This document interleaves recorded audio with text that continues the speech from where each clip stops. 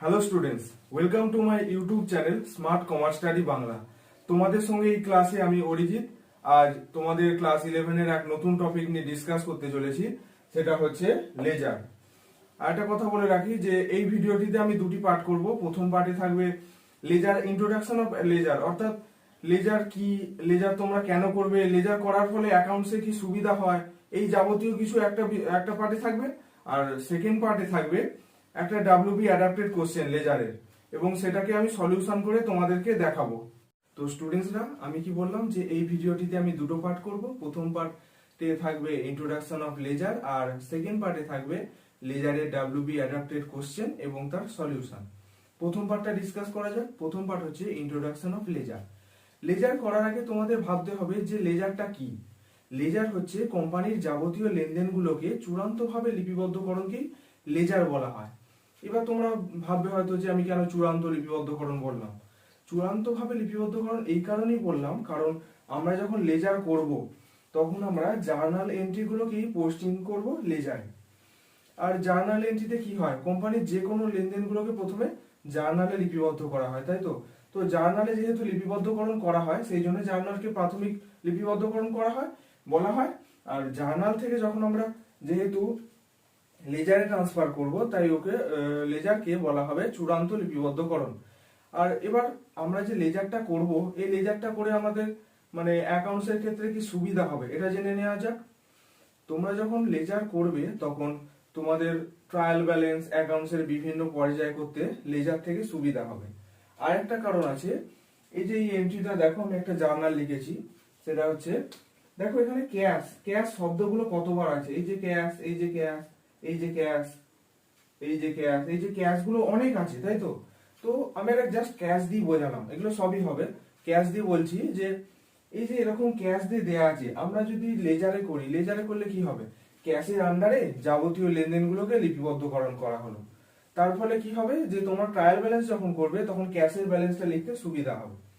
এই কারণে লেজারটা করা হয় মেইনলি। আর ক্যাশ ক্যাশ যেমন ক্যাপিটাল আছে, ক্যাশ পারচেজ টু ক্যাশ, এরকম ভাবে কি খুঁজতে দেরি হবে, মানে তোমরা যখন ট্রায়াল ব্যালেন্সে বসাবে তখন এগুলো খুঁজতে অসুবিধা হবে, অনেক ঝঞ্ঝাটের ব্যাপার আছে। সেই ঝঞ্ঝাট এড়ানোর জন্যই আমরা লেজার করি। অর্থাৎ লেজার হচ্ছে শ্রেণীবদ্ধকরণ এবং সংক্ষিপ্তকরণের একটা পর্যায় বলা যেতে পারে। তো এটাই হলো আমার ফার্স্ট পার্ট। এবার আমি সেকেন্ড পার্টে বলবো যে কিভাবে তোমরা লেজার পোস্টিং করবে। তো স্টুডেন্টসরা, এবার আমি ডিসকাস করব আমার ভিডিওর সেকেন্ড পার্ট, অর্থাৎ কিভাবে তোমরা জার্নাল এন্ট্রিগুলোকে লেজারে পোস্টিং করবে। আগে জার্নালে যেতে হবে, সেখানে দেখা যাক এবার কি করে লেজারে পোস্টিং করা যায়। আগে খেয়াল করো, এন্ট্রিগুলোকে আগে দেখতে হবে। ক্যাশ ক্যাপিটাল আগে হেড করতে হবে। আমি আগেই বলেছি যে ক্যাশের আন্ডারে যা যা লেনদেন হয় হবে, ক্যাপিটালের আন্ডারে যা যা লেনদেন হয় হবে। তো এবার হেডিং গুলো করতে হবে এরকম। এটা যেমন ক্যাশ অ্যাকাউন্ট আছে, তো এখানে হেডিং হবে ক্যাশ অ্যাকাউন্ট। ক্যাপিটাল আছে, এখানে আমি লিখছি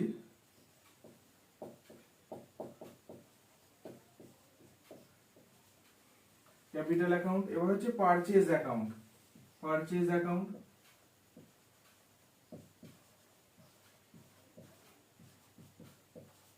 পারচেজ অ্যাকাউন্ট। এবার হচ্ছে ক্যাশ অ্যাকাউন্ট আছে, যে purchase account debit to cash, purchase বসে দিয়েছি, আর ক্যাশটা কি এখানে আছে যেহেতু, তাই আর ক্যাশটা হেড করব না।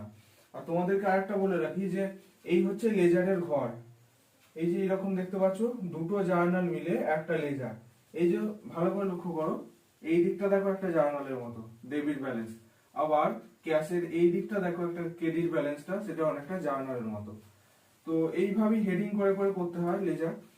আমার purchase account debit to Samir আছে, purchase account debit to Samir আছে। পারচেজ দেখো এখানে আমি বসিয়ে দিয়েছি, সমীর হবে। এখানে সমীরটা কিন্তু আমি এখনো বসাইনি, সেই জন্যই আমি এখানে সমীরটা বসাবো। সমীর অ্যাকাউন্ট। আমি যে এইভাবেই বসাচ্ছি, তোমাদেরকে যে এইভাবেই বসাতে হবে তার কোনো মানে নেই। তোমাদের খাতায় যেভাবে সুবিধা হয় তোমরা সেভাবে করবে, এক পাতায় না ধরলে দু পাতায় করবে, ঠিক আছে। তো cash account debit to sales, cash বসিয়ে ফেলেছি। সেলস, সেলস দেখো এখনো বসানো হয়নি, তাই তো। তো তো সেলস এর হেড করলাম, সেলস অ্যাকাউন্টের হেড হলো। এবার Tamal account debit to sales, Tamal account করা হলো। এখানে তমাল অ্যাকাউন্ট আমি করলাম, কারণ তমাল অ্যাকাউন্টের এখনো পর্যন্ত আমি হেড করিনি। Sales account, Tamal account debit to sales, দেখো আমি কিন্তু এখানে সেলস বসিয়ে দিয়েছি, এখানে সেলস আমার বসানো হয়ে গেছে হেডিং এ। তো আমি আর সেলস লিখবো না, সেলস একবারই হবে। Salary to cash, salary account debit to cash, salary কি আমি এখনো বসিয়েছি? স্যালারি এখনো বসানো হয়নি। তো আমি এখানে লিখলাম এই হেডিং এ স্যালারিজ অ্যাকাউন্ট।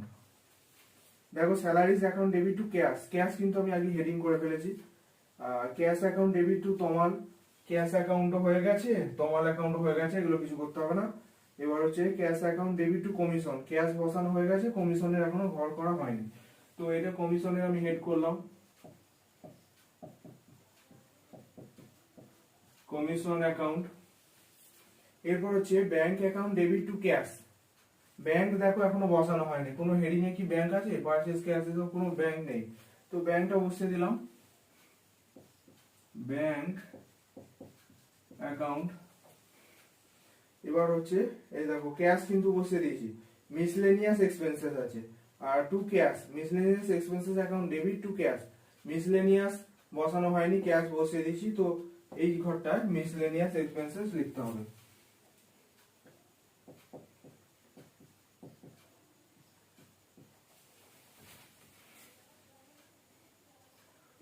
Miscellaneous expenses.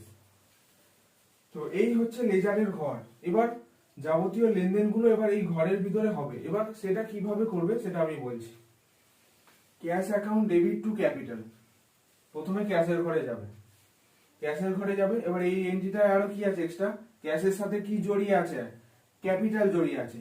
ক্যাপিটালটা কিসে আছে? ক্রেডিটে আছে। আর একটা বলে রাখি যে তোমরা যখন পরীক্ষায় করবে তো সুবিধার্থে, পরীক্ষার সুবিধার্থে এবং তাড়াতাড়ি করার জন্য একটা শর্টকাট আমি বলবো, তোমরা এইভাবে করবে, যেটা ক্রেডিটে থাকবে ক্যাশের সাথে সেটা ডেবিটে করে দেবে। এই যে এটা যেমন আছে, এবার এটা কেন হয় আমি বলছি, মানে ক্রেডিটটা ডেবিটে কেন হয় সেটা আমি পরে বলছি।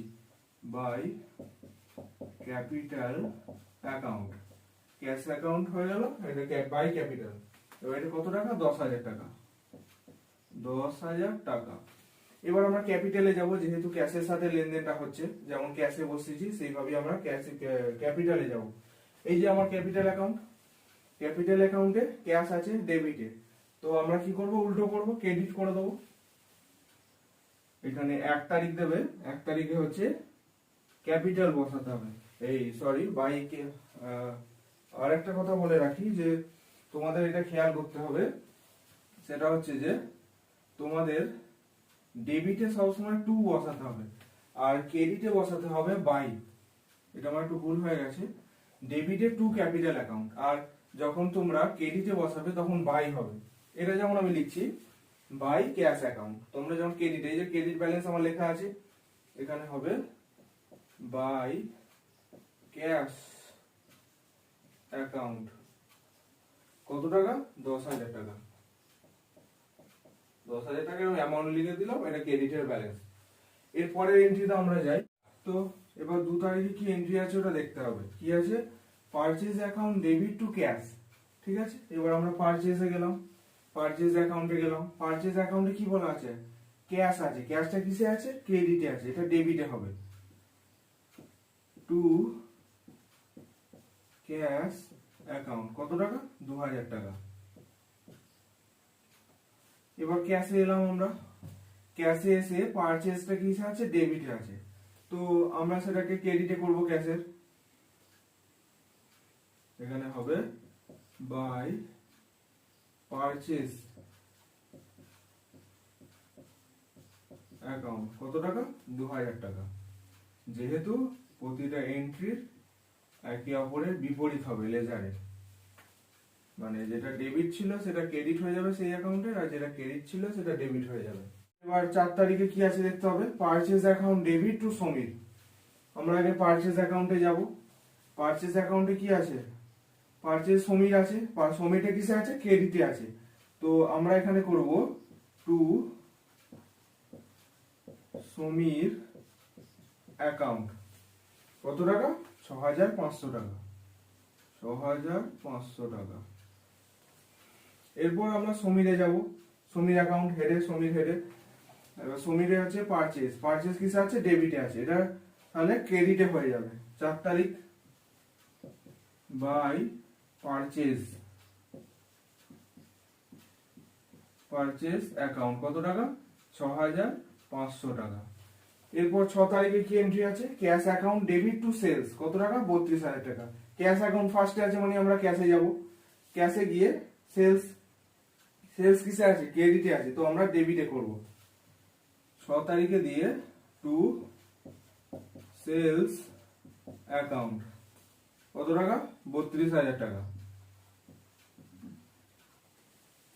32,000 টাকা। এবার হচ্ছে সেলসে এলাম। সেলস কোথায় আছে? এই যে সেলস। সেলসে গিয়ে ক্যাশটা কিসে আছে? ডেবিটে আছে, তো ডেবিটে আছে মানে ক্যাশটাকে ক্রেডিটে করে দেবো। 6 তারিখে বাই ক্যাশ। তোমরা শুধু এখন মনে রাখো যে যে এন্ট্রিটা যার আছে তার অপোজিট হবে, মানে ক্যাশের যেটা ক্রেডিটে আছে সেটা ডেবিটে হয়ে যাবে, আর যেটা ডেবিটে আছে সেটা ক্রেডিটে হয়ে যাবে। ডেবিটটা ক্রেডিট হয়ে যাবে, ক্রেডিটটা ডেবিট হয়ে যাবে, এই হচ্ছে সিস্টেম। 32,000 টাকা। এবার হচ্ছে 9 তারিখ হচ্ছে তমাল অ্যাকাউন্ট ডেবিট টু সেলস। সেলসটা কিসে আছে? তমালে আগে যেতে হবে। তমাল অ্যাকাউন্ট কোথায় আছে? এই যে তমাল অ্যাকাউন্ট। এবার তমাল অ্যাকাউন্টে কি আছে? সেলসটা আছে ক্রেডিটে, তো আমরা কি করব? ডেবিটে করে দেবো। এখানে ডেবিটে কত তারিখ আছে দেখতে হবে আগে। 9 তারিখ। 9 তারিখে যেহেতু সেলসটা ক্রেডিটে মানে ডেবিটে হয়ে যাবে, এখানে হবে তমাল অ্যাকাউন্টে টু সেলস অ্যাকাউন্ট। এই যে ডেবিট লিখেছি আমি, কত টাকা? 4,800 টাকা। 4,800।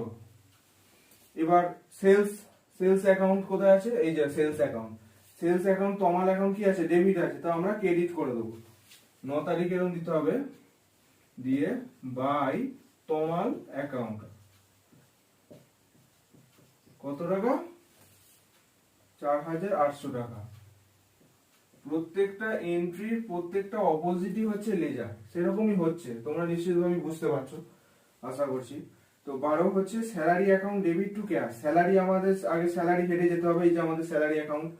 এবার সেখান থেকে ক্যাশে, ক্যাশটা কিসে আছে? ক্রেডিটে আছে, মানে ডেবিটে হয়ে যাবে। কত তারিখ আছে এটা? 12। 12 তারিখে এটা হবে টু ক্যাশ অ্যাকাউন্ট। ডেবিটে হলো, এই যে আগেই বললাম যে ডেবিটে এগুলো টু হবে, আর ক্রেডিটে যখনই কিছু বসবে তখনই বাই হবে। টু ক্যাশ অ্যাকাউন্ট কত টাকা আছে? 2,600 টাকা। আর তোমরা যে অঙ্কটা করছো এটা ওয়েস্ট বেঙ্গল বোর্ডে কোন এক সালে পড়েছে, 2008 না 9 বা এরকম কিছু হবে, এই সালে পড়েছে। আর ক্যাশ অ্যাকাউন্টটা হচ্ছে, ক্যাশ অ্যাকাউন্টে যেতে হবে। ক্যাশ অ্যাকাউন্টে কি আছে? স্যালারিটা ডেবিটে আছে, মানে তোমাকে ক্রেডিটে করতে হবে স্যালারিটা। 12 তারিখে বাই স্যালারি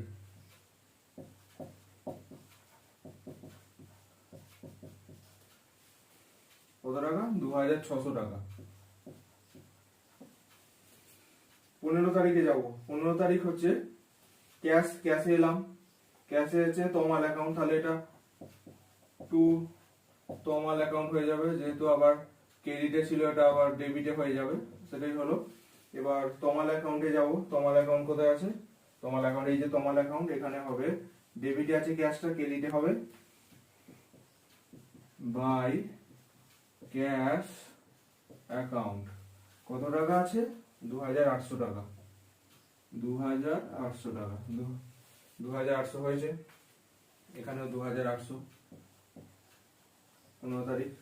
এবার হচ্ছে 16 তারিখে বলা আছে cash account debit to commission. ক্যাশে গেলাম, কমিশনটা ক্রেডিটে আছে মানে আমাকে ডেবিটে করতে হবে। 16 তারিখে টু কমিশন।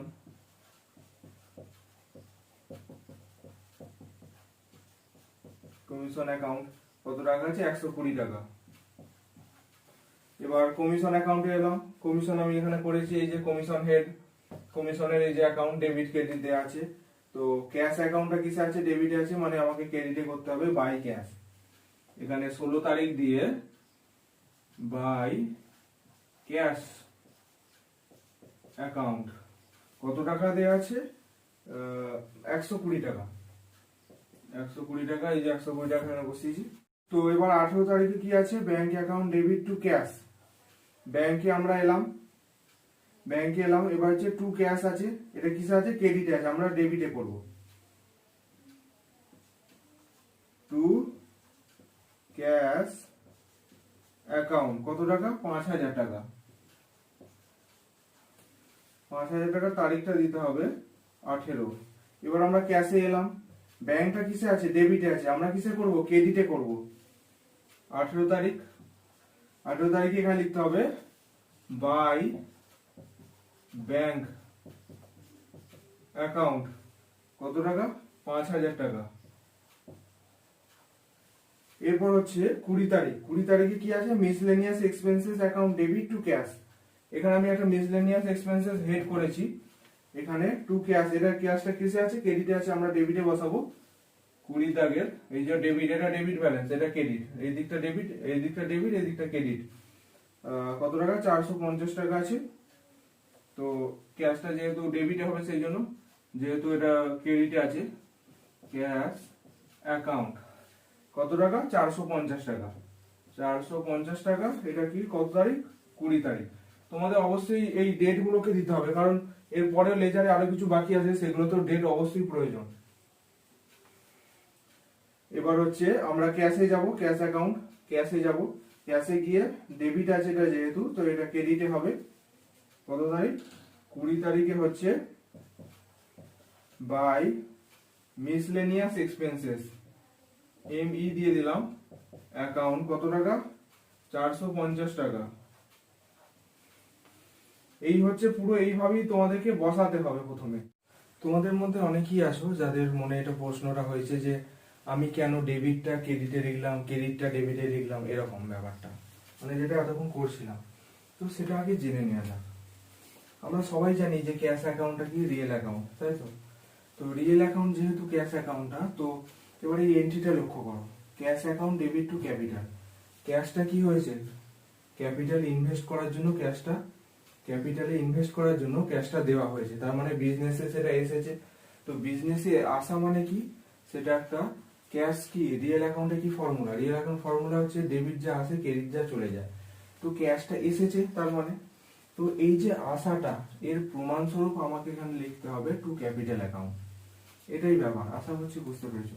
এবার purchase account debit to cash আছে, পারচেজটা আমরা কি জানি? নমিনাল অ্যাকাউন্ট, সবাই জানি। তো পারচেজ যেহেতু নমিনাল অ্যাকাউন্ট, পারচেজ করা মানে সেটা ডেবিট হবে অল এক্সপেন্সেস। এবার পারচেজ করা হয়েছে মানে ডেবিট হবে, পারচেজটা ডেবিট হবে। এবার এটা কারণটা, পারচেজের কারণটা কি? টু ক্যাশ, এটাই হলো ব্যাপার। এরপর আমি এবার ব্যালেন্সটা বার করব, মানে কিভাবে, এবার আমি তোমাদের শেখাবো যে কিভাবে তোমরা লেজারে ব্যালেন্স গুলোকে বার করবে।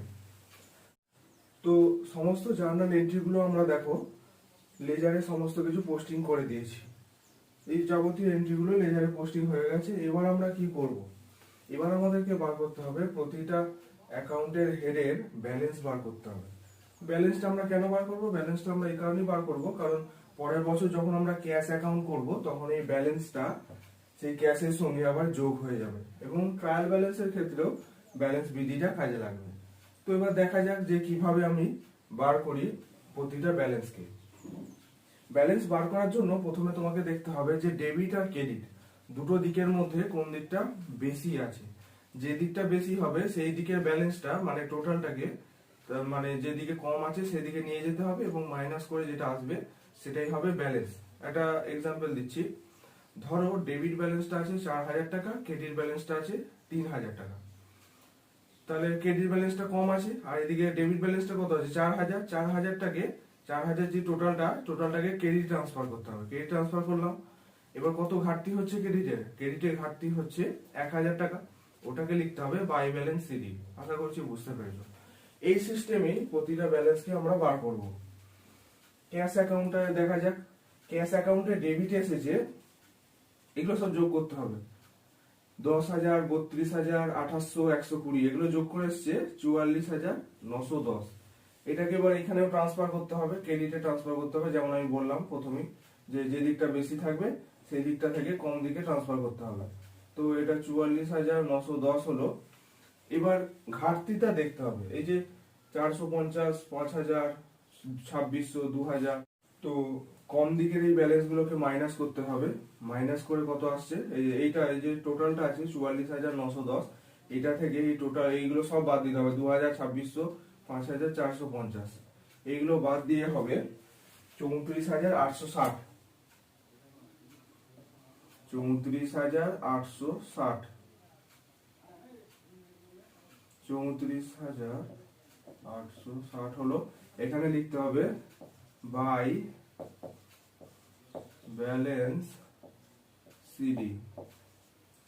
এবার দেখো ক্যাশে ধরা যাক এটা 2020 জার্নাল, কোম্পানি 2020 জার্নাল, তো জার্নাল তো আর কিছু এন্ট্রি নেই, তো এবছরের শেষ মানে শেষটা বোঝানোর জন্য ক্যাশে যেহেতু এবছর আর কোনো এন্ট্রি হবে না, সেটা বোঝানোর জন্যই আমরা এখানে বাই ব্যালেন্স সিডিটা লিখি। এখানে বাই ব্যালেন্স সিডিতে সব সময় বছরের শেষের তারিখ হবে। আমি এখানে লিখলাম 31/12/20 সাল। আমি এখানে জাস্ট ধরছি যে জার্নালটা 2020 সালের, তো শেষ ডেটটা আমি দিলাম বাই ব্যালেন্স সিডি। এবার এই ব্যালেন্সটাকে আবার ট্রান্সফার করতে হবে, মানে এই ব্যালেন্সটাকে বিডি করতে হবে। বিডি কেন করবো আমরা? বিডি আমরা এই কারণেই করবো, যখন আমরা পরের বছর ক্যাশ অ্যাকাউন্ট নিয়ে আবার অ্যাকাউন্ট করব, ক্যাশের অ্যাকাউন্ট করব, তো তখন এটা যোগ হয়ে যাবে। পরের বছর এটা ট্রান্সফার করার জন্যই আমরা বিডিটা করব, যেহেতু এটা বেশি হয়েছে, ঘাটতি হয়েছে। এখানে বাই ব্যালেন্স বিডি হবে কত টাকা? 34,860 টাকা। এখানে আমার ধরছেন, আমি বলে দিচ্ছি তো মুখে, 34,860 টাকা। তোমাদেরকে আরেকটা কথা বলে রাখি যে আমি এইভাবে করেছি, তোমাদেরকে এইভাবে করতে হবে না, তোমরা খাতার লম্বালম্বি ভাবেই করে যাবে। আমার এখানে জায়গা শর্ট বলে আমি পাশাপাশি লিখেছি, তোমরা যেন পাশাপাশি লিখতে যাবে না, তোমাদের খাতায় কোনোদিনই জায়গা ধরবে না। এবার ক্যাপিটাল অ্যাকাউন্টটা 10,000 হলো। এইদিকে দেখো কোনো ব্যালেন্স নেই, তাই এই ব্যালেন্সটা এইদিকে ট্রান্সফার হয়ে যাবে। কত হবে? 10,000 টাকা গেল। এইদিকে যেহেতু কোনো ব্যালেন্স নেই তাই মাইনাস হবে না, কারোর সাথে মাইনাস হবে না, তাই এই গোটা টাকাটাই ব্যালেন্স সিডি হয়ে যাবে। টু ব্যালেন্স সিডি কত টাকা? 10,000 টাকাই হয়ে যাবে। এরপর দেখো পারচেজ অ্যাকাউন্টে এলাম আমি। পারচেজ অ্যাকাউন্টে কোন দিকটা বেশি আছে? ডেবিট দিকটা বেশি আছে। 6,500, 2,000, তো যোগ করে হচ্ছে 8,500 টাকা। 8,500 টাকা, এটাই বেশি দিক, এই দিকে কিছু নেই যেহেতু, তো এইদিকে যেহেতু কিছু নেই তাই মাইনাসও আমাদের করতে হবে না। এখানে হবে বাই ব্যালেন্স সিডি, 8,500 বসে যাবে অ্যাজ ইউজুয়াল, এটা যেমন হয়েছে 8,500 টাকা। এটা তারিখ হবে, শেষের তারিখ আমি বললাম যে সবসময় বছরের শেষের তারিখ হবে। এবার এটা আবার ট্রান্সফার হয়ে যাচ্ছে এখানে। তো আমরা কি বুঝলাম এই এন্ট্রি গুলো করে, যে সিডিটা যেই দিকে থাকবে ব্যালেন্স সিডিটা, বিডিটা ব্যালেন্স বিডিটা তার ঠিক উল্টো দিকে থাকবে। এই যে এটাই দেখো, এটাই লেখা হয়নি আমার, এখানে লিখে দাও যে বাই ব্যালেন্স বিডি কত টাকা? 10,000 টাকা। সিডিটা যেদিকে থাকবে ব্যালেন্স সিডিটা, আর ব্যালেন্স বিডিটা তার ঠিক অপোজিটে হবে, যেমন হচ্ছে আর কি। এবার এখানে আমি লিখে দিলাম টু ব্যালেন্স বিডি, এইভাবেই করতে হয়। এটা দেখো তোমার সেলস অ্যাকাউন্টে বাই ক্যাশ তোমার আছে, এই দুটো যোগ করে এসছে 32,000, 4,800 যোগ করে এসছে 36,800 টাকা। এইদিকে কোনো ব্যালেন্স নেই, স্বাভাবিকভাবে ক্রেডিট দিকটা বেশি আছে, তো এটা এদিকে ট্রান্সফার হয়ে যাবে। এখানে আগে লিখতে হবে, এখানে ট্রান্সফার করতে হবে আগে আগে এই এই যে যোগফলটা আছে 36,800 টাকা বেশিটা, এটা আগে এখানে ট্রান্সফার করো 36,800 টাকা। এবার এখানে লিখে দাও টু ব্যালেন্স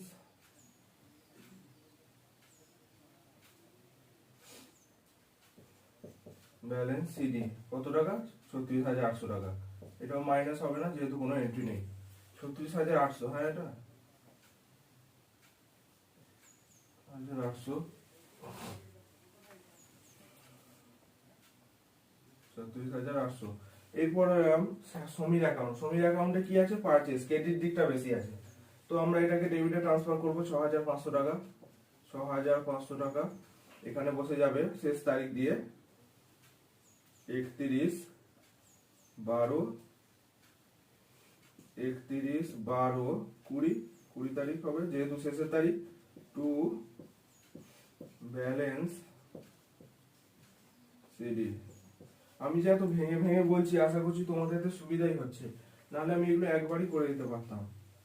সেই জন্য আমি এত ভেঙে ভেঙে বলছি, আর হয়তো ভিডিওটা হয়তো একটু বড় হবে, কিন্তু এতে তোমাদের সুবিধাই হবে, উপকারই আসবে আশা করছি। এবার এটা দেখো কোন দিকটা বেশি আছে তোমার অ্যাকাউন্টে। তোমার অ্যাকাউন্টে ডেবিট দিকটা বেশি আছে, কত আছে? 4,800 আছে। আর ক্রেডিট দিকটা কত আছে? 2,800 আছে। স্বাভাবিকভাবেই ডেবিট দিকটা বেশি, তো এখানে লিখতে হবে 4,800 টাকা। এবার এটাকে এখানে ট্রান্সফার করতে হবে 4,800 টাকা। এখানে এবার লিখতে হবে তারিখ দিয়ে by balance C D, by balance C D কত টাকা? এটা মাইনাস করতে হবে। আবার 4,800 থেকে 2,800 বাদ দিলে কত হবে? 2,000 টাকা। এবার এটা ট্রান্সফার করে দাও বাই ব্যালেন্স বিডি বলে। বাই ব্যালেন্স বিডি কত টাকা? 2,000 টাকা। 2,000 টাকা। এবার স্যালারি অ্যাকাউন্টে এসো। স্যালারি অ্যাকাউন্টে 2,600 টাকা, ডেবিট দিকটা বেশি আছে স্বাভাবিকভাবেই। এদিকটা হচ্ছে 2,600 টাকা। এরপর হচ্ছে এটা আবার এদিকে যেহেতু কিছু নেই, এখানে বাই ব্যালেন্স সিডি করতে হবে, যেহেতু এদিকটা কম। বারবার একই কথা বলছি, এটা জাস্ট তোমাদের সুবিধার জন্য। এদিকে হবে 2,600 টাকা, এদিকে হবে টু ব্যালেন্স বিডি কত টাকা? 2,600 টাকা।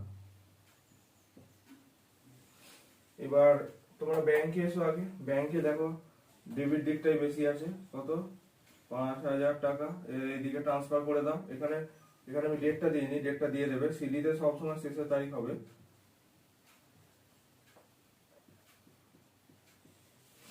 এরপর ব্যাংকে এসো। ব্যাংকে ডেবিট দিকটা বেশি আছে, তো ক্রেডিটে ট্রান্সফার করে দিলাম টাকাটা। এখানে হয়ে গেল বাই ব্যালেন্স সিডি কত টাকা? 5,000 টাকা। তারিখটা দিতে হবে, তারিখ হচ্ছে 31, একই তারিখ। সব যখন সিডি করবে সব সময় লাস্টের তারিখগুলো একই হবে, 12/20, 31/12/20। এবার তোমরা এদিকে এসো কমিশনে। কমিশনে কত আছে? 120 টাকা আছে। ক্রেডিট ব্যালেন্স বেশি আছে, ডেবিটে ট্রান্সফার করে দাও 120 টাকা। এখানে লিখে দাও to balance CD as usual, যেমন হয় আর কি, সিস্টেমটা একই। তারিখ দিয়ে দাও 31/12/20। এটা এদিকে ফেলে দাও 1/1/21 বিডি বলে। ব্যালেন্স সিডি কত টাকা? 120 টাকায় ট্রান্সফার হয়ে যাবে। তো ক্যাশ অ্যাকাউন্টটা কত যোগ হচ্ছে? 450 টাকা, ডেবিট দিকটাই বেশি আছে। এবার এটা এখানে দিয়ে দাও 450 টাকা। এবার এটা এখানে লিখে দাও বাই ব্যালেন্স সিডি বলে কত টাকা? 450 টাকা। এটা হয়ে যাবে 31/12/20। আর এটা ট্রান্সফার করে দাও পরের বছরে, অর্থাৎ 1/1/21-এ। সেটা হচ্ছে বাই ব্যালেন্স বিডি। আমার এখানে জায়গা হচ্ছে না বলে আমি দেখাচ্ছি না, এটা তোমরা লিখে নাও। বাই ব্যালেন্স বিডিতে 450 টাকা। তো এই হয়ে গেল আমার সেকেন্ড পার্ট এবং ফার্স্ট পার্ট। আশা করছি ভিডিওটি তোমাদের অবশ্যই উপকারে এসেছে, এবং ভিডিওটি যদি ভালো লেগে থাকে তো অবশ্যই লাইক, কমেন্ট এবং শেয়ার করবে, আর সাবস্ক্রাইব অবশ্যই করবে।